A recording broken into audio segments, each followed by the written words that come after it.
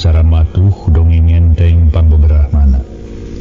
Mang Jaya sapara kanca bade neraskeun hanca dongeng nu katunda carios nyambung judulna nyaeta Saur Karuhun. Ieu dongeng para mitra karangan Hua Tatang ayeuna teh nincak bagian ka-25.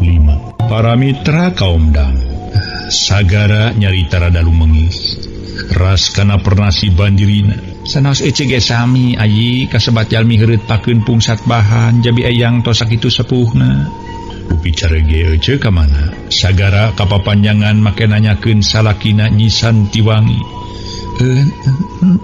henteu aya yi Nyi Santiwangi nemalan siga nu asa-asa teu tatag teu aya kumaha cenah tos ngantunkeun sampai papirak parantos papirak ayi tema Nyi Santiwangi luk tungkul kalawan Malik tumanya dupi ayi parantos kaungan bojo berkah dikawit dilahir kedui kaina tacan ngalaman pisan gaduh istri cek sanos tos aya maksa doyong gaduh istri ge saha istrina nu kersa ka abdi kasebat jalmi nu lara masakat sedeng gaduh istri teh sanes enteng-enteng tanggal walurna cek teu cekap ku suka pada suka bae nu hartosna kedah dibayuan nu sakumaha kedahna pameget gaduh bojo janten tacan pisan kaungan bojo ayeuna teh mangga we tiasa ditaroskeun ka pun paman ceu kangge naon abdi ngabohong da moal matak janten sae malih matak janten dosa sakinten gaduh istri kanu ageng kasobaran turido dicanak hirup alit narajang gaduh istri nu teu nampi kana nasib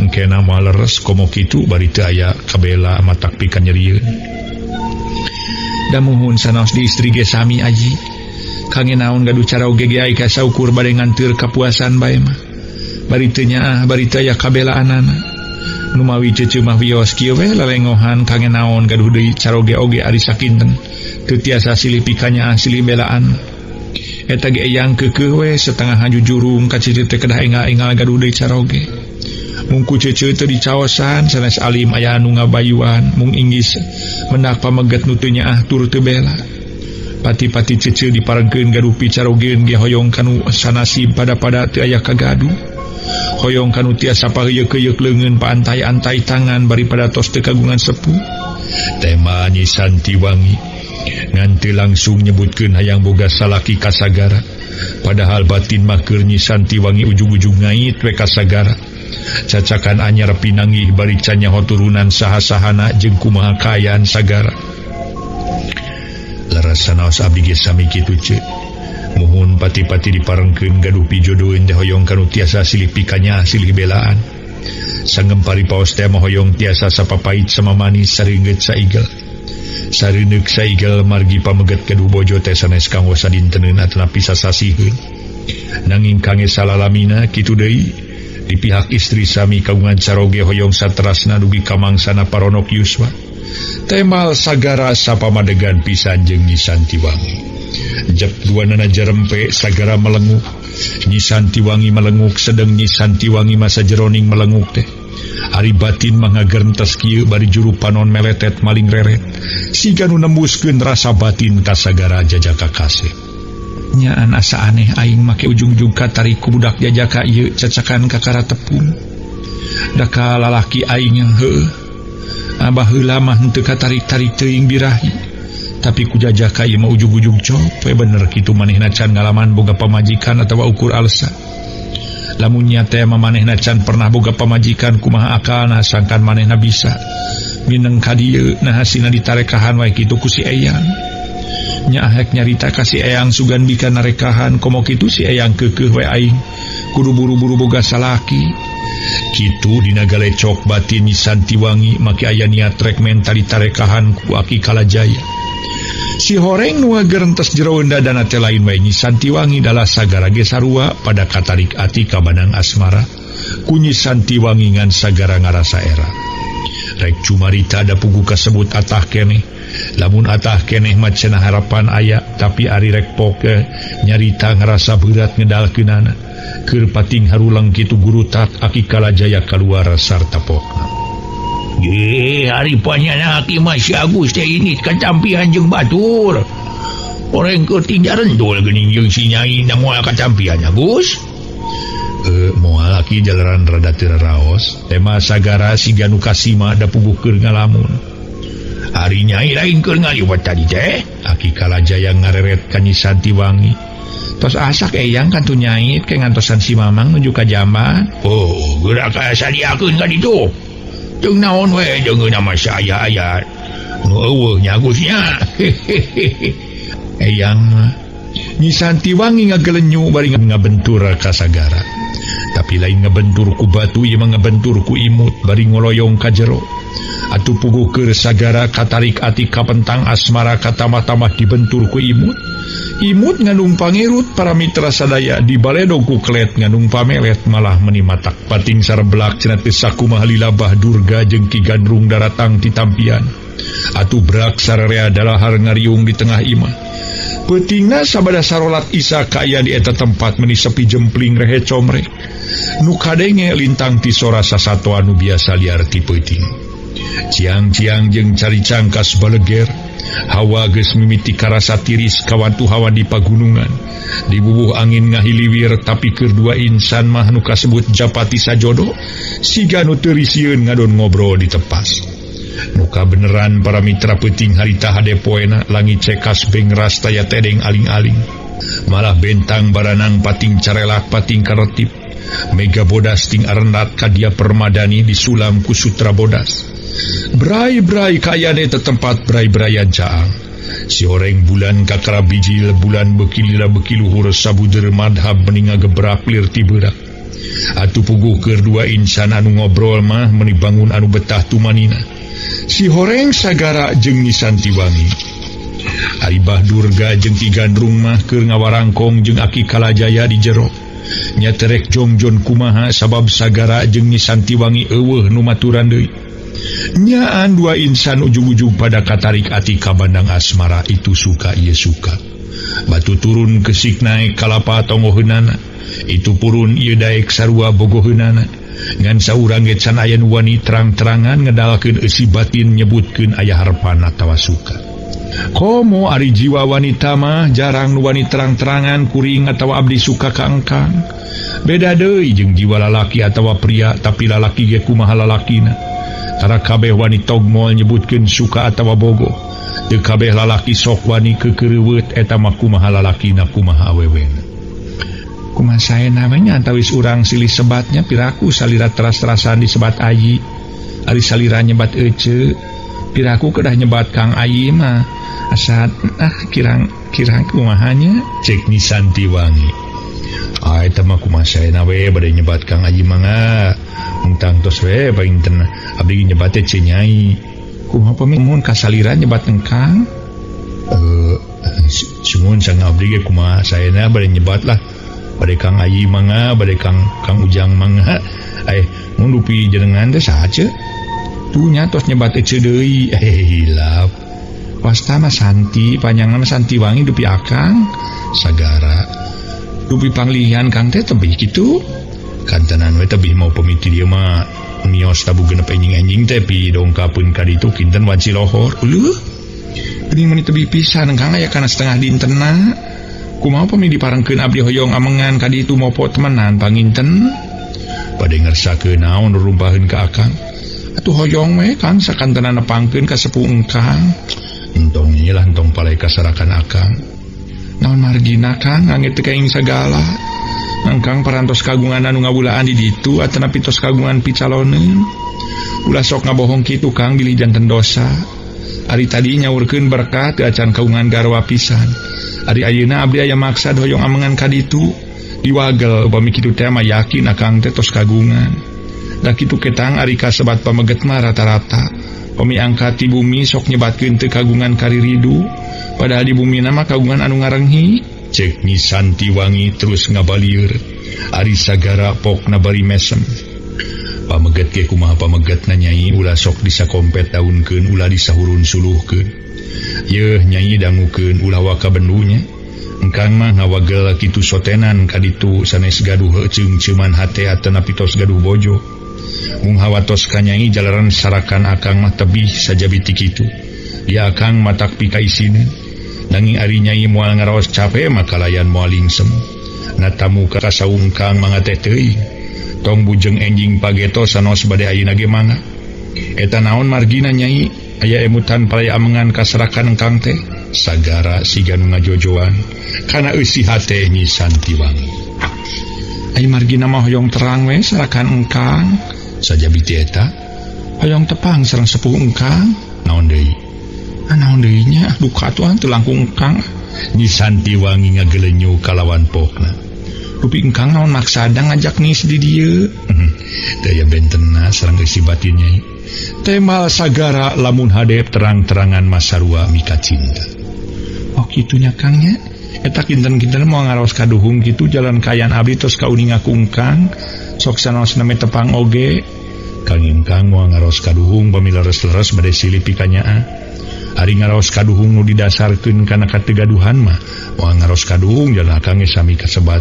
jalmi langkung ti heureut pakeun pungsat bahan sangem paripaos mah enjing-enjing nada bubur sonten nganggur mun abdi ge naros moal kaduhung teh sanesku urusan teu gaduh teu mah mung kang bilih naros kadung wirai abdi mah saluhureun engkang dina perkawis Yuswa sajabi kitu tos aya pangalaman rumah tangga sedeng engkang mah kasebat jajak kakene benten age tos aya kana 12 taun nya teu kahalangan ku perkawis Yuswa aya maksudna jaran teu kirang bawa istri kaungan saroge kanu sepuh itu deui pamegat kaungan garwa kanu saluhureun Yuswana malih tos ampir majeng ka tengah tubuh jalaran tadi ge antawis bagja cilaka jodoh sareng pati sanes jalmi anu nangtoski nanging Allah Subhanahu wa taala lainna sekali deui akang bade tumaros dupi nyai teh leres-leres parantos pipirakan sareng taroge anu dipayun laras kang dupi engke di mana urang ditakdirkeun ku Allah Subhanahu wa taala aya tapal adabna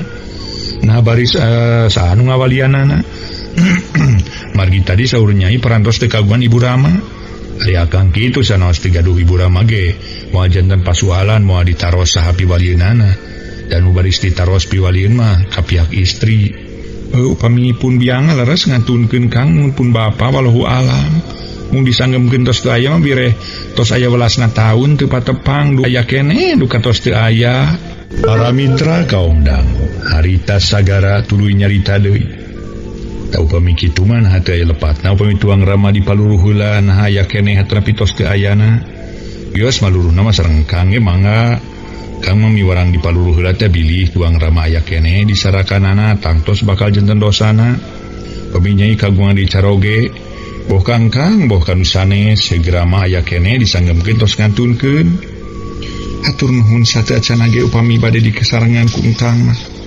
jaran tebih teu aya rencang ngobrol ari kitu mah sareng engkang tiasa ditepangkeun ka pun bapa iraha atuh tiasa engkang nyarengan abdi maluruh pun bapa manawi pun bapa aya keneh disarakan insyaallah duka enjing duka pageto jalaran engkang mah bade wangsul heula ngawartoskeun ka pun uyut bari sakantenan pawartos bade nyarengan nyai kitu temal sagara jep 2 insan jerempe nama-nama jempling na peuting sasato anu biasa liar ti peuting asa beuki rame samalah ku ayeuna nama lain bae ciang-ciang jeung cari cangkas sanajan lonok ge ting keurleung bari nyisieup mangsana peuting ku taksiran sagara mah Mbah Durga jeung Ki Gandrung katut aki kalajaya geus sarare sabab meni jempling memang bener Mbah Durga geus kerek nyegrek atuh aki kalajaya keur wiridan di kamar nangan Ki Gandrung can sare manehna masih keneh ngajejentul kuniang Ki Gandrung nangtung tuluy mukakeun panto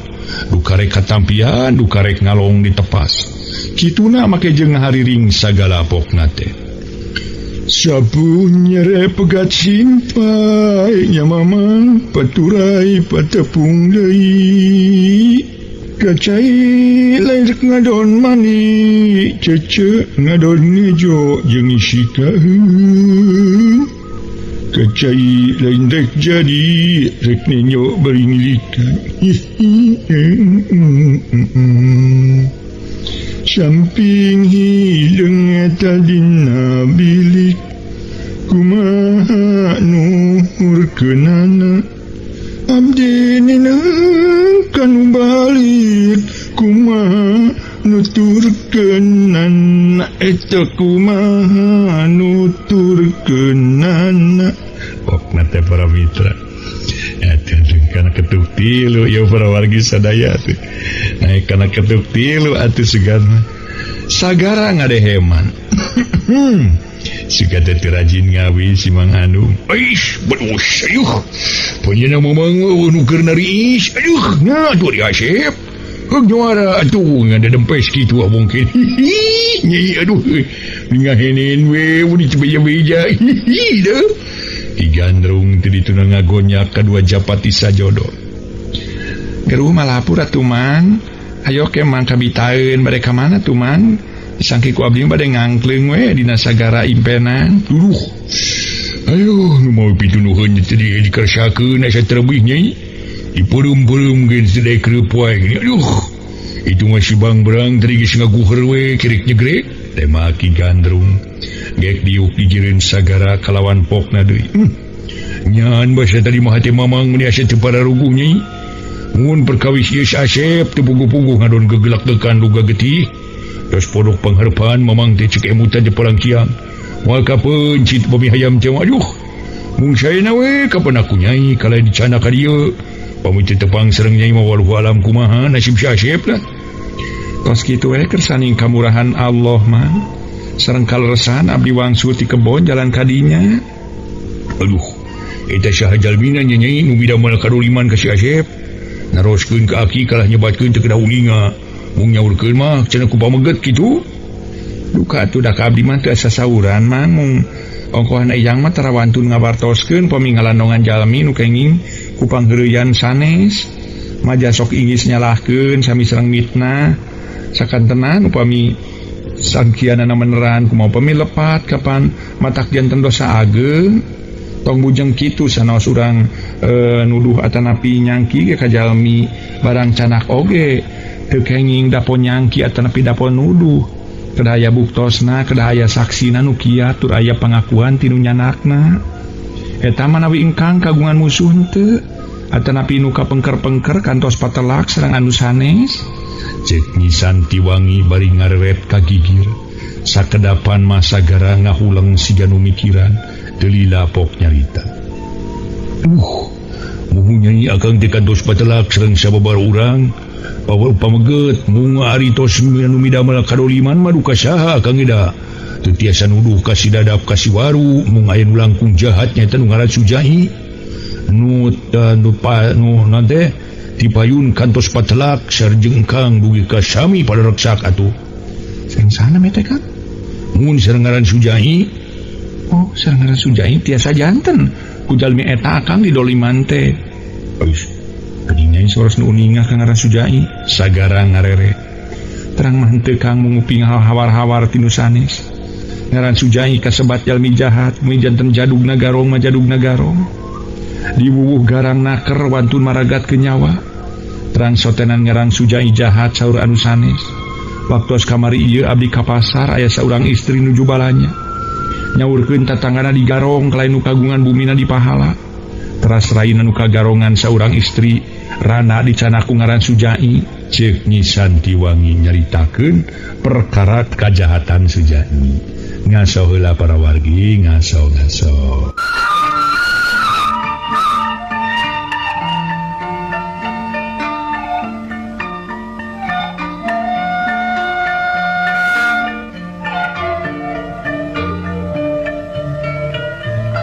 para mitra kaum dangu harita para wargi sadaya atuh Ki Gandrung nyarita sabaraha Nyi Santiwangi nyaritakeun perkara kajahatan Sujahi lamun kitu mah bisa jadi Asep didoliman ku si wawelek tapi keun ira-ira lah moal burung tepung Sep dimana tepung didinya mang nu baris nagih kahianatan si wawelek dikebre ku Mang Matuman lah cek Ki Gandrung manggemeskeun ka Sujahi nu jadi tina kajahatanana nanging sing ati-ati Mang pamitea mah diparengkeun tepang sareng ngaran Sujahi terutama maka angkang jaran nu nyebatkeun Sujahi jahat teh sanes saurang terpi dua urang nanging ampir unggal lembur pada gujrud pada sarieun ku ngaran Sujahi mung teu acan ngalanto teh ka dieu da eta panginten di dieu mah teu aya pilemburan kasebat setengah leuweung nanging kanu aya pilemuran mah teu boleh diasrakan cek Nyi Santiwangi manghariwangkeun inggih sagara tepung jeung Sujahi sanajan teu dibejaan oge ku Nyi Santiwangi Keur sagara geus nyahoeun yen Sujai kasebut jelema garak. Memang nurutkeun pangabetah atawa resep keneh ngobrol mah. Keur sagara masih kena resep ngobrol. Komo kitu caang bulan meni ngebrak ngan pituduheun geus datang. Ari katamah-tamah tas capek lumampah sakitu jauhna. Tekungsi loba atawa tekungsi panjang wangkongan terus ngarampi. Nyi Santiwangi sarena misah di kamarna. Ari sagara dina babalean sisi jandela. Ki Gandrung ngagoledag ngareneng jeung Bah Durgala. Isukna sabada sagara jeung Bah Durgala katut Ki Gandrung sasarap. Kirawan Cihaneut moyan pamitan ka Aki Kalajaya jeung ka Santiwangi kalawan nganuhunkeun kana pangakuan Aki Kalajaya jeung Santiwangi. Samalah sagara menta duana sagala ti Aki Kalajaya. Nu teu kacaturkeun salila di perjalanan, caturkeun deus tepi kasaraka nu kira-kira wanci lohor. Kabeneran Pasukri geus mening tina geringna, malah keur ngadaweung jeung Eyang Jayagiri ditepas. Rentang-rentang atuh Eyang Jayagiri harita teh meni curing hak kalawan ngawartosan ka Pasukri. Alhamdulillah tuh geuning datang barudak teh Ki Sukri. Oi, leres we Eyang. Aduh nuhun teuing saralamat, ceuk Pasukri meni atoh nu jadi incu jeung batur darata. Atuh si Koncleng jeung Menon ting torojo ti pipir sabab ngadenge sagara datang. Samalah Menon mapangheulana ngabagiakeun bari sasalaman ka sagara. Alhamdulillah bagi Asep kumaha salamat. Bertamang tema sagara bari ungah tuluy nyolongkrong sasalaman ka Eyang Jayagiri jeung ka Pasukri akina. Kumaha ki damang? Alhamdulillah mending ayeuna mah Asep kumaha si amu teh kapangi. Temal Pasukri kalawan gancang nanyakeun perkara Ambu Uci. Ari sagara harita teu buru-buru nemalan sabab kakarajo jeung capek keneh ngan gek we diuk kalawan menta cai ka Mang Menon sabab hanaang. Kitu deui Bah Durgala jeung Aki Gandrung dariuk samalah Bah Durgama make ngudaran baju sagala taksiran karasa hareudang. Awak meuni beus ku Kesang. Sanggeus cukup reureuh atuh Kesang geus tuus tur geus nginum Eyang Jayagiri neme tumaros. Geuning mun aya kana 2 poe 2 peuting na Agus. Na jauh sarakan si Uyu teh. Teu sabaraha tebih Eyang setengah dinten getos dugi. Kapangi padumukanana si Uyu. Kapenak Eyang tema sagara pok Pasukri mairan tumanya. Cager si Uyut na di ditu. Manawi sadongkapna ka ditu teh sakedapan mah ngadonting haruleng we di buruan. Jalaran disepi jempling disangki ku abdi mah teu aya. Kumargi panasaran kalacat abdi katepas terakuluh salam kenging 2 kali. Nanging teh nu ngabaler-baler acan mali aya imutan bade wangsul deui tadi nama. Teu kantos lami aya saurang pameget rada sepuh norojo kalana anjeunna naros. Atuh sangem abdi teh bade ka Ambu Ucit. Tos kitu neme eta pameget teh miwarang kalebet bari nyaurkeun perkawis Ambu Ucit nuju teu damang wales. Tos aya kana welas dintenna teu keur satuang-tuang acan. Utan geuring si Ambu teh Asep. Leres Aki nuju teu damang. Teras abdi nepangan ka kamar kasampak aya saurang istri nuju tunggu. Nya harita abdi nyangakeun panglayad kalaya nepangkeun. Anjeunna naroskeun saha sareng nu ti mana. Ku abdi diwartoskeun putuna Ki Sukri. Atuh anjeunna teras nangis kalayan amanat ka abdi supados didugikeun ka Aki munut dihapunten tina sagarupi kalepatan anjeunna. Enggalna carios abdi naroskeun perkawis Nyi Bisarikaya. Mun Bisarikaya naha aya teu ayana di dieu. Ari saur anjeunna teh berkah tos sakieu taun Uyut mah teu panggi-panggi. Kitu deui jeung indung bapana ge blengles. Tos kitu abdi disangemkeun perkawis Bisarikaya kantos mulih ka bumina. Nanging di bumi nyampak saurang istri ngadon ngusir kalayan Bisarikaya disangki siluman. Si orang eta istri teh nu ngusir teh bojona caroge Bisarikaya. Kumargi kitu Bisarikaya lungsur deui ti bumi di setengahin jalan tepang. Sareng carogena ari tepang teh sanes engangangkeun malah dipiwarang undur. Kalayan saur carogena ulah bade nemongan, ulah bade ngaganggu deui. Da anjeun mah geus pindah alam, geus ganti wujud. Jadi orai siluman kitu. Saparantos abdi nyangemkeun kitu ujug-ujug segeruk Uyut teh nangis. Bangun ukanya nyerian kalayan nyebatkeun rumaos dosa, rumaos nilakakeun kasadayana. dan jadi orai siluman malah ini sarikaya incu ambu ucit tapi batur harita dina hiji poe ambu keur ngalasuluh mangyan orai bodas keur alaga gelegeg tekung sililangong aya sorat tanpa jirim anu ngomong tapi eueuh jirimna minta tulung ka ambu cenah kuring nu jadi orai bodas minta dijadikeun jelema biasa samalah make janji sagala rek terus ulun kumabulah ka ambu atuh ambu teh teras inget kanu jadi incunya teh nyi sarikaya maneh teh boleh diincer-incer ku ngaran Sujai ku dasar kitu si orai bodas teh ku ambu ucit disihir ngawujud manusia tu rupana tamleg pisan sareng bisarikaya incu ambu cenah kitu cek pikir ambu sugan me teh nyi sarikaya mamalihan nu asalna orai bodas teh bisa tepung jeung ngaran Sujai ari ayeuna aya beja kitu ti hidep cenah nyi sarikaya incu ambu teh teu ditarima ku salakina nyan ambu teh gede dosa lamun sarupa kitu mah asep satadina mah ngajalankeun kitu teh pikeun nyalametkeun incu sorangan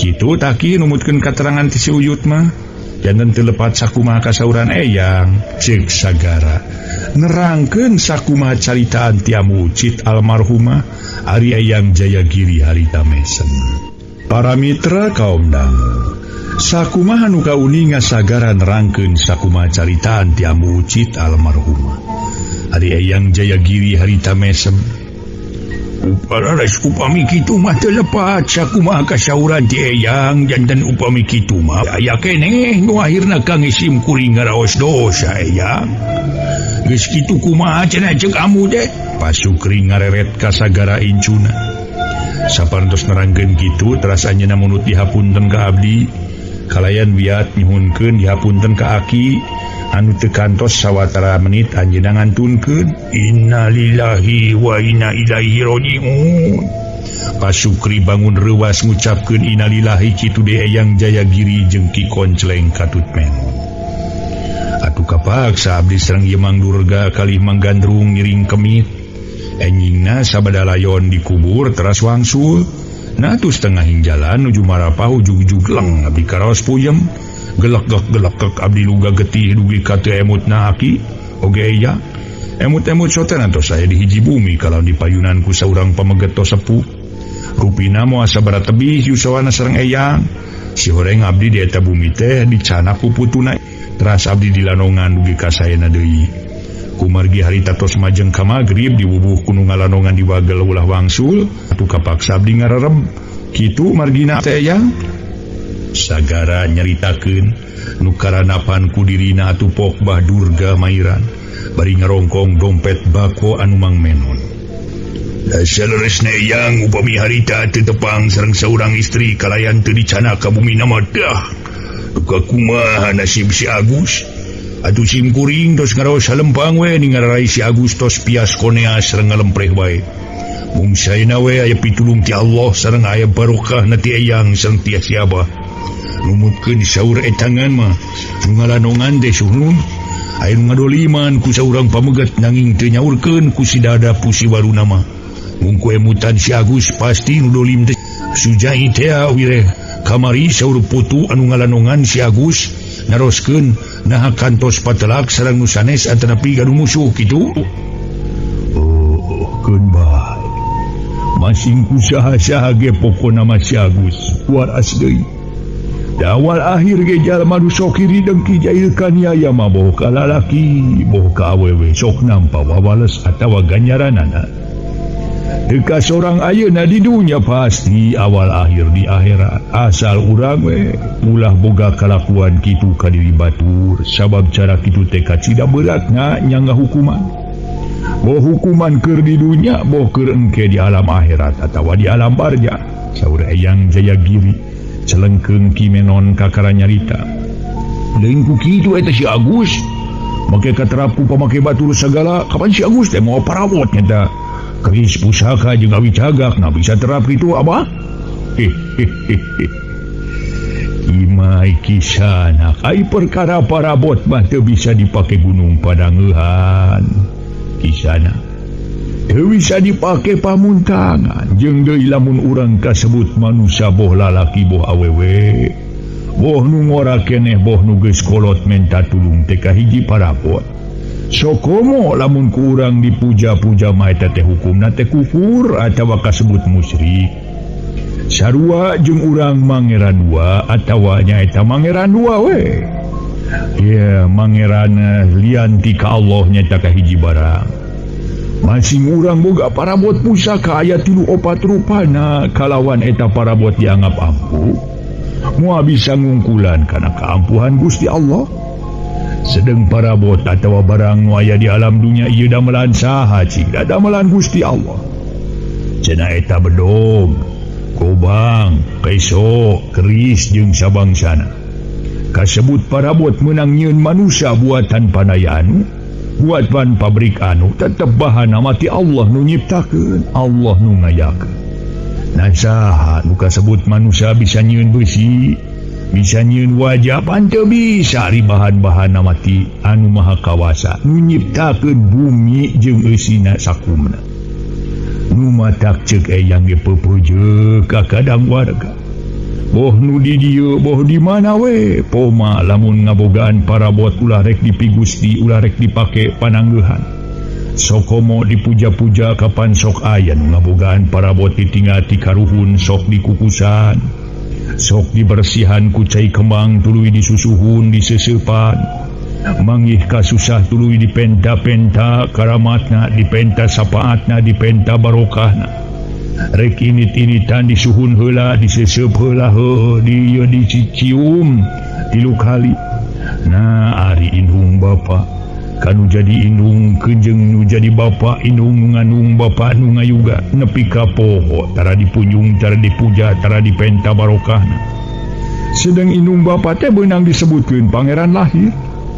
Indung anu ngandung bapa nu ngayuga ongkoh geus ngadenge ceuk katerangan munyung kudu ka indung muja kudu ka bapa tapi na ngadon munyung ka kayu muja ka sagara atawa kana barang sejen kapan cara kitu teh nurutkeun ceuk hukum agama ge kaasup musyrik nu kitu teh tong boroning kitu kurang nadran ka kuburan indung atawa kuburan bapa jeung ka karuhun-karuhun. Jadi benerkeun urang menta-menta komo bari nyemah-nyemah kana kuburanana. Sangkan menang rejeki gede, sangkan menang lotre gede, sangkan menang pakasaban. Sangkan naik pangkat, sangkan buru-buru menang pijodoeun jeung lian-lianna ti eta. Sarua cara kitu teh kaasup musyrik. Lain teu meunang urang jarah ka tempat kuburan lain. Atawa ka tempat karuhun atawa nadran. Teu meunang soteh lamun urang menta-menta kanu geus eueuh ti dunya umumna kasebut kanu parantos maraot. Sedeng nu aya di alam kubur mah atawa di alam barzah walau ku alam keur nampa ganjaran kumaha. Lamun keur nyangga siksaan tia mah bororah bisa nulungan urang di dunya manehna ge teuing kumaha. Samodel kisahna we keur aya dina kasusah atawa keur aya dina kaprihatinan. Ku batur dipenta tulung atawa dipenta rezekina boro-boro kabisa mere ka batur manehna keur sakitu susahna. Lamun aya nu mere teh mah bereaneun batur. Tadi dieu nu matak urang kudu ngarti tur kudu bisa ngalarapkeun kana urusan bag-bagan agama. Samodel beh dituna lamun urang diparengkeun aya panggilan ti Allah ngalaksanakeun ibadah haji ka tanah suci. Eta aya 2 perkara nyaeta aya nu dasar nasib jeung nisib. Atuh nasib teu disangka-sangka baris boga pangaji duit saperak-perak acan atawa ceuk cohang mah boro-boro boga keur ongkos ngalaksanakeun ibadah haji keur sapoe ge sabadahar sapopoe seuseuh. Tapi saha nu nyaho meunang milik aya nu ngongkosan. Boh ku anak, boh ku minantu, boh ku sobat, boh dinas, boh naon.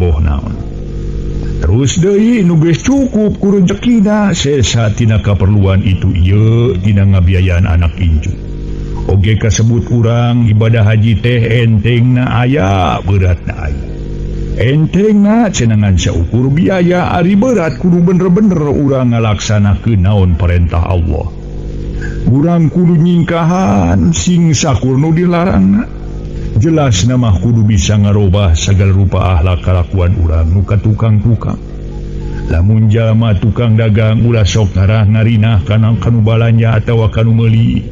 Ayo timbanganana dibeung beuratan hanapeunana. Ngarah kurang tina kiloanana, lamun letteran beas ayo dikentoban biritna atawa dilapis kulilin ngarah kurang tina letteran. Rajin merengan yuka batur hargana sasen disebutkeun 3 peset. Kapan eta teh sarua jeung direntenan haram hukumna. Malah sok rajin aya nu tadina bager tur kalawan gede kasobaran tara nyarekan ka batur tara nganyerikeun ka batur. Nah, ari balik tas ibadah haji jadi pedit, jadi barangasan. Kapan dina ngalaksanakeun ibadah teh meureun cu teu luka kumaha tah saterusna nah katarima atawa henteuna kudu Maha Kawasa. Tapi sok sanajan kitu tetep muga-muga sing sakur ibadahna ditampi kudu Maha Kawasa. Tah nu berat teh ngalaksanakeunana kisana sabab cing saha pokona mah jalma anu geus ngalaksanakeun ibadah haji lain piknik teh lain pelesiran. Hayang nyaho kumaha karamean diri tu di tanah Mekah atawa di Madinah lain kadinya. Urang kudu deus tur nyucikeun diri tina sagarupa dosa perdosaan, boh nu karasa boh nu teu karasa di diri urang. Tong boroning urang ngalaksanakeun ibadah haji. Setiap bulan Ramadan ge ngalaksanakeun ibadah puasa nu lalina sabulan. Lain sakadar nahan lapar, lain sakadar nahan hanaang. Tapi urang kudu bisa ngalarapkeun ka jalma nu fakir miskin nu teu mangidahar. Kumaha karasana perih beuteung, kumaha karasana teu mangidahar. Da di mana ku urang geus karasaheun sing daek mere maweh ka batur, sing daek mere amal jariah kanu miskin. Bari urang ngalaksanakeun puasa teh kudu bener-bener lillahi ta'ala. Di mana rek saur saayana kitu ge waktu buka. Aya eueuh deungeun kudu sadar ulah rek buka sagala diaya-ayakeun, sagala dikumpul-kumpulkeun. Atuh kurang cenah palebah buka molotot kanu jadi pamajikan. Tuh. Tungtungna lamun sagala diaya-ayakeun teu kadahar kabeh pan jadi haseum. Akhirna carang karuntah atawa jarian bagianana. Kapan mubazir tatenu kitu teh mubazir sedengkeun tatangga mah nampe nu sabilik pisan bukana teh ukur jeung cobek genyer lauk asin pepetek atawa jeung cobek oncom tara direret-reret acan cacakan katingali ge ku pamajikanana. Saur Eyang Jayagiri panjang lebar maparin katerangan kanu araya. Para wargi katerangan memang munal pisan. Janten para wargi tadi gambaran-gambaran perkawis ibadah ka tanah suci. Eta teh kalasep karabat nyata rukun Islam para mitra sadaya anu kedah dilaksanakeun ku urang namun syaratna istitoah. Upami memang syarat-syaratna nyumponan gitu para wargi. Upami teu nyumponan mah teu sawios para wargi. Ibadah nu opat ge aya keneh kitu tah. Laksanakeun we sing saleres-leresna.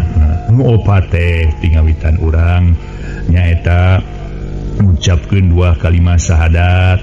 Ras urang ngalaksanakeun salatna, ras atuh ibadah puasana zakatna, eta laksanakeun sing saleres-leresna. Upami memang urang teu tiasa ngalaksanakeun ibadah haji kumargi syarat-syaratna teu nyumponan. Kitu para wargi sadaya. Naon cenah di ditu kasempatan pikeun ngadua sawareg-waregna. Margi aya sababaraha tempat anu memang para mitra sadaya tempat di mana urang cicing dirinya doa diijabah. Itu para wargi sadaya. Cenah di mana deh sok sanos urang di dieu ge urang teu ka ditu aya tempat-tempat bakal sabada salat atuh para wargi sadaya. Sabada salat para mitra doa diijabah di antawisna nya. Atuh pon kitu deui cenah di mah seueur tempatna doa diijabah di antawisna ge. Pami urang lebet ka masjid atuh para wargi sadaya.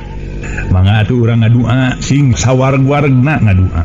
Hayang dua teh urang ngeneda ka Nu Maha Kawasa. Ngeneda hayang naon pek temrakeun. Geura ngomong cenah, geura ngomong, pek ngomong naon, geura ngomong kitu. Ngomong cenah kitu. Eta emut Mang Jaya tepang sareng ieu sarencangan. Atuh para wargi mun rekan kitu ayeuna tos jeneng jalmina terus ngobrol ngalir ngidul. sing maneh yang naon atuh kuring mah teh yang naon yang anu we sia mah terdek ngomong ka aing gitu ngomong atuh sia teh ngomong begitu para wargi sadaya komo kanu maha kawasa geura eta kababaturan eta kitu komo kanu maha kawasa para wargi urang ngeda kanu maha kawasa kitu nu moyo oge mangga insyaallah para wargi sadaya insyaallah diijabah insyaallah atuh ngadua cenah ku basa Arab mun tiasa sae upami teu tiasa kumaha cenah teu ngarti ku basa Sunda we teu nah ngadua di dinya mah kitu kajabi mun salat mah teu diterjemahkeun teu kenging cenah ai salat ieu kumaha diterjemahkeun ku basa Sunda cenah mung jaya ulah da eta mah parantos kedahna kitu para wargi sadaya atur-aturanana ulah salat mah heug maca surat diterjemahkeun ku basa Sunda ulah dina sewaktu salat mah itu para wargi sadaya mangga nyangakeun atuh bilih aya kakirangan hapunten sakali deui para mitra sadaya rupina lepatna di Mang Jaya ye mangga para wargi sadaya ngaso heula ngaso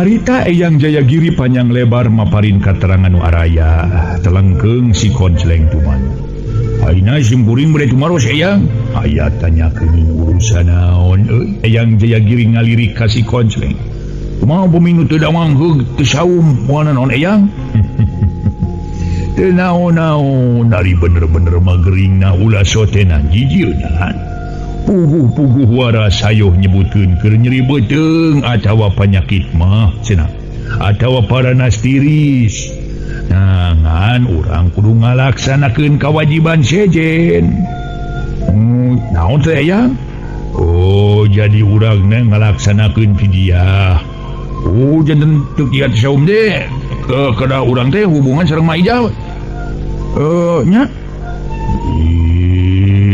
ini kudu ka Maijah tapi kudu pijiah nyaon teh sia ari pijiah teh nyaeta kudu ngagantian ku duit nu gedena nurutkeun pangaji urang dahar lamun ku duit teh mah atawa ku dahareun dina sapoe-sapoena beak sakumaha da urang kudu mere ka fakir miskin pokona mah kudu kung nyaeta akan ukur ngalakonan ibadah puasa syaratna kitu rupanya nanti upami teu kiat saum kada ka Maijah borodoh ayo was menjalanan mertua sim kuring dengan Maijah teh nanging almarhumah kitu dasar si lain mah sok aya wae da si eta mah weureu atuh Eyang kimenon ge nyari tong sok kitu euy di dinya kapan tadi ge lamun urang teu ngarti teh euy kudu nyanyian tanya kudu teu terpek ngerti ulah sok bodoh ka tutuloyo cekolot teh mah tapi kudu bodoh alewo euy ngerti si Konceleng hehe pas Sukri gawena meleng siga nu ngabandungan kana caritaan Eyang Jayagiri padahal hatena ngahlas jeung boga rasa dosa kudu jadi anak nu katelah nyisari kaya nya terek ngahlas tur ngarasa dosa kumaha sabab pas Sukri ge baheula kabobodo tenyo kasamaran rasa tina perkara nu dianggap jadi siluman orai malah nyewa ngarasa keheul kaurut mitoha tayalian ka ambu ucit anu nyilakakeunana para mitra anu mulia mangga dongeng urang teraskeun judulna nyaeta Saur Karuhun sakumaha nu kauninga para wargi sadaya ari pas Sukri gawena melenguk wae siga nu ngabandungan kana caritaan Eyang Jayagiri padahal hatena ngahlas jeung boga rasa dosa kudu jadi anak nu katelah nyisari kaya nyarek tengah las tur ngarasa dosa kumaha sabab pas Sukri ge baheula kabobodo tenyo kasamaran rasa tina perkara nu dianggap jadi siluman orai malah nyela ngarasa keheul kaurut mitoha dayalian kaya mau ucit anu asa dicilakakeun memang eta ge ari maksudna amu ucit mah bener tur alus hayang nyalametkeun nyisari kaya incuna ngan buktina jadi nyiksa kasararea tungga ditu jalu gerak kacarai bising kaburu magrib eta pakaian menitu puguh kitu rupa geuning saur Eyang Jayagiri teu hararese sagara jeung badurga katut ki gandrung arinit katampian atuh pas Sukri ngoloyong ka jero bari hatena mah tetep ngarasa dosa harita teh hanasa salakina nyisari kaya anu katelah cep hamidan Di Jujurung kudu boga deui pamajikan ari geus boga pamajikan ngaranni Cuhaya. Kitu jadina samalah Pasukri makaya pikiran hayang nepungkeun Cep Hamidan kalawan rek nerangkeun perkara Nyi Sarikaya sedang rek nu didatangan ku Pasukri ge dina waktu kiwari keur aya dina kaprihatina malah geus papegatan jeung pamajikan nu katelah Nyi Mas Cuhaya sabab Nyi Mas Cuhaya beuki lila lain beuki silih pikanyaah salah malah mah boga lampah serong sok laek harai heureuy anu ngaleuwihan tina wates wangen jeung salalaki nu lian lain muhrimna kacaturkeun dina hiji poe Cep Hamidan indit jeung baturna tiluan nu maksud jeung tujuanana rek ka bapa-bapaanana nanyakeun perkara Nyi Sarikaya nah hanya henteuna jadi orai siluman sakumaha keterangan tadi ongkohan ayeuna mah Cep Hamidan tas meunang kanyerian ti pamajikanana nu katelah Nyi Cuhaya tadi mah basa anyaran kawin meniasa geget kalawan ikhlas teu narima kedatangan nu jadi pamajikan anu ti heula malah disangka orai siluman tapi ku ayeuna sanggeus nyerahkeun Nyi Cuhaya make inget ka Nyi Sarikaya malah mineng ka impi-impi nya ku dasar kitu Cep Hamidan panasaran rek nanyakeun ka bapa-bapaanana da puguh ngarasa sarakan bapa-bapaan Cep Hamidan teh teu sabaraha jauh ukur setengah jam geus tepi kalacat unggah kalawan uluk salam Assalamualaikum pokna kabeneran di jero aya nu nemalan saurang laki-laki lalaki tengah tubuh tayarian bapa-bapaanana katelah Bah Nur Pai. Waalaikumsalam kojeng Kang Bah Nur Pai ngalengkah sarta mukakeun panto ai geuning aden mangalingi aden kumaha badaramang sadayana Cep Hamidan sasalaman kitu deui baturna nu tiluan pada ting solongkrong sasalaman pangestu Cep sabulina kumaha alhamdulillah ya hibar piduana Abah rupi mangkat ka mana biasa we mama kura kore di kebon nah teu sareng neng atuh ka dieu teh ade sareng neng saha Abah subuh tuang garwa tos lami teramangan ka dieu menawi ayeuna mah kantun abdi we nyalira Abah nyalira kumaha mohon tos teu sareng abdi deui anu hartos mah tos pipirakan aden mah isa sauran teh sok nu sanes-sanes wae Bah Nur Pai teu percayaeun Cep Hamidan geus papegatan jeung Nyi Mas Cuhaya leres Bah mangawe taroskeun ka rencangan abdi teh ka sepuh abdi Masya Allah kutan parados pipirakan ade parados lami kirang langkung tos sataun mah jangan kunaon nganggo pipikiran aden kapan nikahna teh teu acan lami sanes kuraraosan Abah mah rupina tos duwi kadinya we abdi rumah tangga sareng Cuhaya hanya kitu perkawis jodoh mah daya bentena sareng pati ngaso heula para wargi sadaya ngaso